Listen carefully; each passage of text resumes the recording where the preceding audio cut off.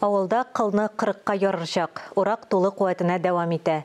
Республикада 2 миллион тонна ашлык җыеп алынды. Балык бистәсе районы игенчеләре дә үстерелгән мул уңышны түкми-чәчми җыеп алу өчен барлык мөмкинлекләрдән файдалана.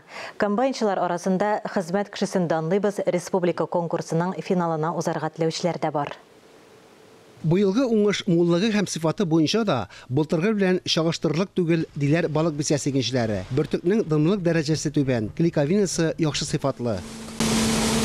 Кулун агрохуҗалыгының ашык чистарту комплексы тәүлегенә 700 тоннага кадәр бөртек киптереп эшкәртә ала. Барысы да бөртекнең дымлык дәрәҗәсенә бәйле. Комплекстан ерак түгел генә орлык фонды әзерләнә.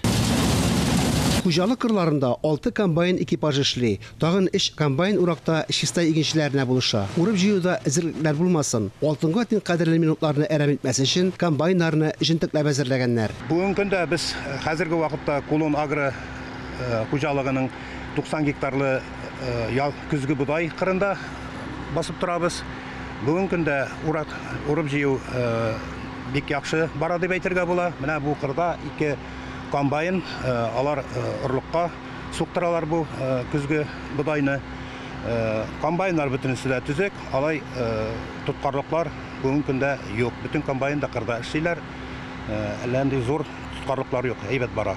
Уракта яшьләр экипажлары да нәтиҗәле эшли. Илназ Мөхәммәтханов урып җыюда 3нче ел катнаша. Техника белән оста идарә итә. Быел механикалаштыру теориясен үзләштерү өчен Казан аграр университетының профильле институтына укырга кергән. Погодагына бирсә бөтен нәрсә була инде. Погодагына тора. Быел әйбәт булачак. Былтырдан караганда. Балык бистәсе районының яшь игенчеләре хезмәт кешесен данлыйбыз 14нче республика конкурсы финалына чыгарга омтылып эшли. Конкурсны Татарстан дәүләт телерадиокомпаниясе, авыл хуҗалыгы һәм азык-төлек министрлыгы, Казан аграр университеты белән берлектә уздыра. Октябрь аенда конкурска йомык асарга җыеналар. Фаниз Мөхәммәтов, Дмитрий Евторов, Владимир Юрков, Илдар Сафиуллин, Татарстан яңалыклары, балык бистәсе районы.